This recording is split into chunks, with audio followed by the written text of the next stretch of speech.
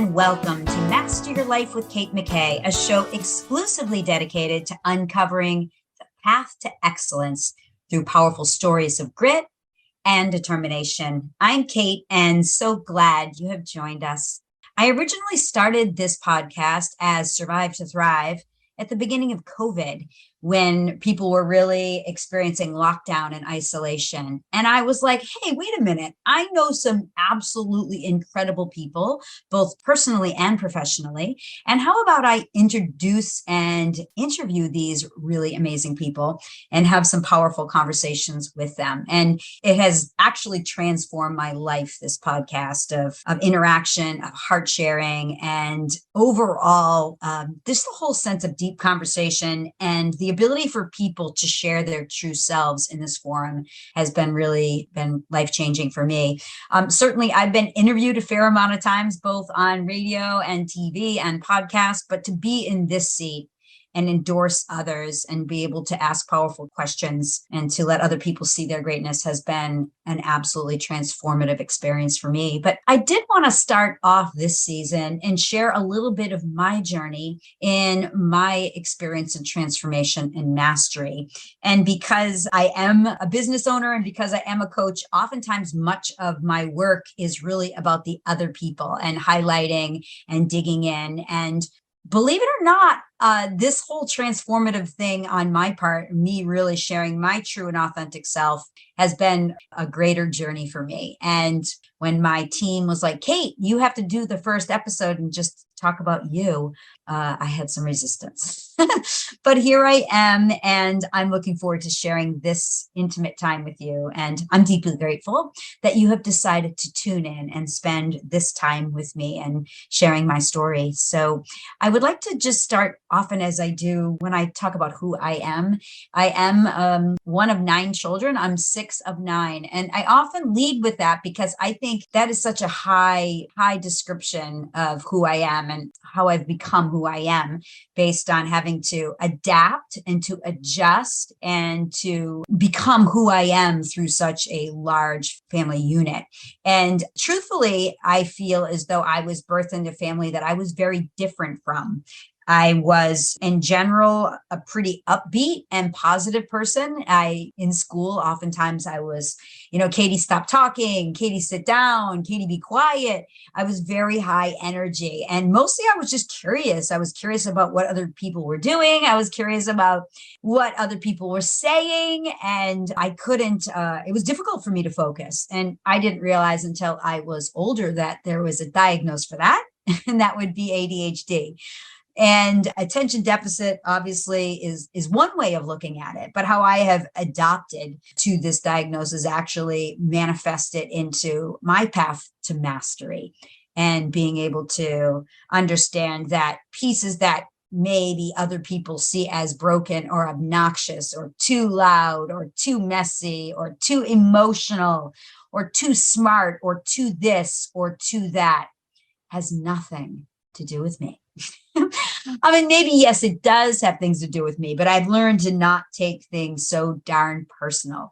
When I was younger, my family knew that I was easy to cry. And so, oftentimes I was, of course, really reactive and would be very emotional. And I have learned that piece of me, that openness, that willingness to share my heart and to not be afraid to stand in for others and play the truth when other people may not want to, has been my superpower. So I am deeply grateful that I have been able to adapt to that. And there have been I'd like to just share one or two particular areas that were transformative for me. And when I was growing up, as I said, I'm from the big family, and my younger brother, Matthew, he's 18 months younger than me, and it was Kate, Matt.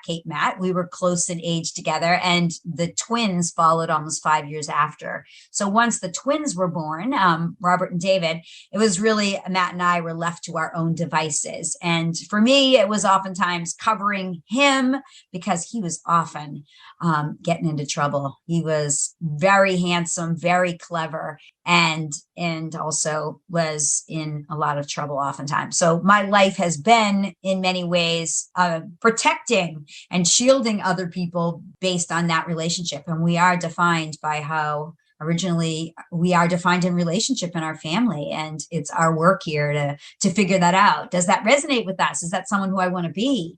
And so with my brother Matthew, I took that role very seriously because, I knew I was his protector, and we had a lot of fun. He was a lot of fun and a lot of crazy climbing trees, and, for him getting in a lot of trouble. And when I went off to college, he continued to get into more trouble and was really involved in drugs and really running a fast life, and, stole precious things from me. And, at the same time, he could be stealing from you and looking right at you, and you just be like, think he was the most charming thing ever. I'm just wondering, anyone of you listeners know anyone like that? That was my brother Matthew.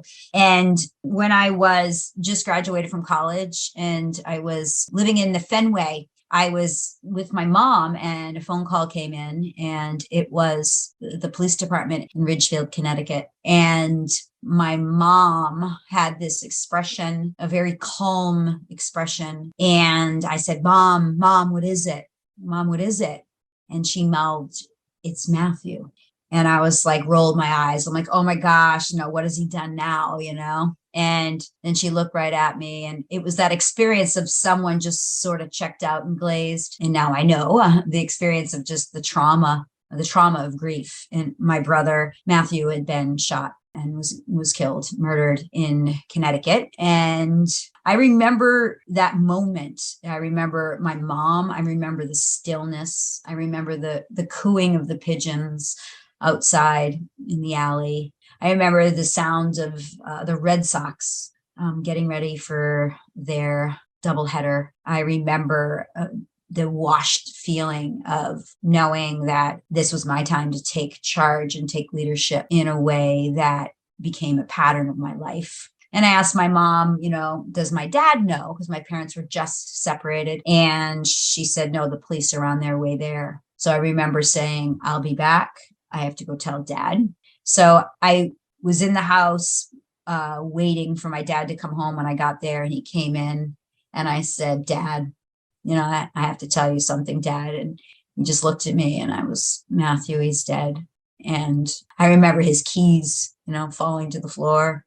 And, when I think back at that time at, 23 years old, I was able to be the bridge between my parents because, see, they couldn't be there for each other. There was too much anger and resentment. And somehow, some way, I was called in to be the bridge of what I now know to be love, of healing, and to be able to hold that space. And that was obviously a very pivotal time in my life, and something that was very defined who I was and how I showed up. And in reflection now, I see that it was this beginning for me, this beginning of differentiation, of seeing how I was different, how I wasn't afraid to step into dark places where other people were, that I was here to hold the light for other people. And there continues to be no higher honor for me, truly no higher honor. And it blew my family apart for sure, and put me on a trajectory of a new level of success and transformation, and realizing that wasn't the life that I wanted. The life of chaos, the life of drug use and all the things that were going around, particularly in that time. In the 80s was a pretty crazy time. And consistently, I was a gym rat. The gym turned out to be my safe haven. So from that point on, I really always remained fixed on being strong in my body, and worked out and kept myself focused and aligned, and dug in more spiritually, and additionally made a deeper commitment to my own success and being able to add value to others. Have you gotten your copy of Claim Your Inner Warrior? It is my newest book, available now on Amazon. The book is directly geared towards men and the women who love them. Grab your copy today. And was in real estate. That's basically what I was doing, even though I was a theater major. The only thing I ever got A's in, I often joke, but I loved theater, and life is a stage. So I loved to be in relationship with people and hear people's stories, no matter where I was and no matter what my work was. And just was just a blast. It was my greatest pleasure. So I was in real estate management and learned a ton. People are surprised at the variety of what I've done, and I think we all have had many iterations of our evolution. But that really was a time in my life that became quite pivotal for me. And so, yes, and so that brings up, I ended up getting married and having 3 amazing children, and lived in Newburyport, Massachusetts, primarily raising my children with my former husband. And then it became, I owned a gym and I was very successful there, and had also grew a multi-million-dollar company in the buying and selling of gold. I had a company called Gold Sienna, and the buying and selling and doing that on the open market. I often laugh. I was flipping grilled cheese with one hand and buying and selling gold with the other, 3 babies. And it became a multi-million-dollar company, close to 16 or $17 million over that of the downturn during 2008 to 2011. And I had never taken a business class. I was, as I said, the theater major, but I loved the work. I loved the work because it was all about building relationships and building trust very quickly. And I realized that it was something that I loved to do. I'd love to make connection with people and make them feel safe and listen to their stories, and then be able to provide them with financial fair value for gold, where historically this market, women were definitely not receiving fair value. So that turned out to be an absolute transformational experience for me, and a huge confidence booster as far as my own financial literacy and my own financial abundance, and really foundational to much of my work in my coaching in both lifestyle and business coaching that I do now as a high performance coach. That was something I love to do as an entrepreneur, is to grow businesses and help people grow businesses based on their brand. So that was a super amazing experience for me. I recently wrote a book called Claim Your Inner Warrior. And that book was a follow-up to Claim Your Inner Badass, which is my Amazon bestseller book, which I love to write. I had a column for a whole bunch of years, 7 years, in fact. And so having to do a monthly column was quite a discipline, and I absolutely loved it. And so I wrote these books basically as a summary of all the articles that I wrote about. And I also wrote a book called Living Sexy Fit, because I would go and I would talk about prosperity and building companies, and people would be like, "Hey, how do you look like you do at 50 plus?" And I'm always like, what? For me, it's just my body is a reflection of the power that I feel when I'm lifting weights. So people do define me by how I look just because I'm fit, but mostly that's the way I manage my energy. And it's something that I've really focused on, and I have great level of mastery in mastering energy. And I love to talk about that with people, because it's such an interesting component. How do we master our energy? And it's quite fascinating how people do that in different ways. So when you listen to other of my other podcasts, you'll be able to hear that. So very interesting. So just back to Claim Your Inner Warrior, and the reason why I wrote it. In 2017, I had an older son, and his name was William. I'm just looking at the book right now, which he's on the cover of it. So Will was this exquisite human being. In all honesty, I birthed this angelic human. When he came out, he was almost scary to me, how quiet he was and how soulful he was and how deeply he looked through me. And it was though he knew who I was before he saw me. It was a very intimate and deep connection. I've never felt anything like it. And this was a child that I birthed. And Will was the most loving and kind and generous human. And his brother and his sister would say the same, that John and Sophie, my other 2, Will was in many ways our spiritual center in the family. He was silly. He was odd. He was weird. He was gorgeous. He was an incredible piano player. He was an amazing gymnast, and he was an amazing human.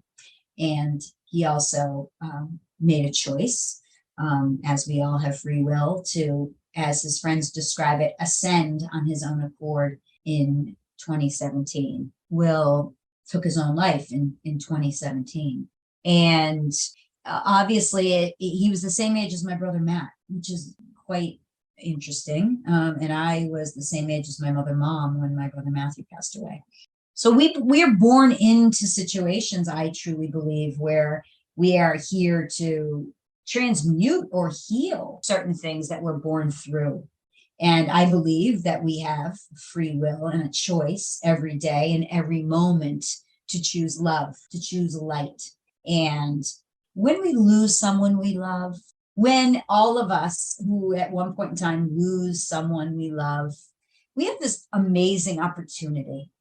And this is what I want all of you to know, that we have the opportunity to claim those pieces, those qualities, those values, those yummy things that those people had when they walked the earth. Because the truth is, they don't need those qualities anymore. So we can, if we choose, pick them up and embrace them and wear them like a holy shroud to honor them. And that's what I did with Will, much to the surprise and horror to even some people, that I chose to choose this moment, the moment of Will's passing, to wear his shroud of love and integrity and kindness and all these qualities that he represented to me and to so many. So I guess I'm putting it out there to all of you who are listening, that what is it that you would like to claim as your highest and best self? Where are those areas that you're seeking a deeper sense of knowing and of owning of your power, your grace, your beauty, your brilliance, the God in you? Because now is your time. Now is your time to claim it, because the path of mastery is owning what is rightfully yours, owning, embracing what is rightfully yours, and then bringing that to the world for all of us to share, all of us to bask in the light that is uniquely you. So thank you for listening. Thank you for joining me in this first episode of Master Your Life. And I'm deeply grateful that you've joined me. If you know anyone that's interested in being a part of Master Your Life, please reach out to us direct. And if you enjoyed this episode, sharing it with someone that you believe would be impacted by that would be deeply gratifying, and I'd be deeply grateful for that. So again, I'm Kate McKay, and enjoy the rest of your day. And to all of you out there, remember this, that you have greatness within you. You do. You have greatness within you. Until next time, take good care. Are you looking to learn more about high performance coaching with Kate McKay? Please go to the website at kate-mckay.com to learn more.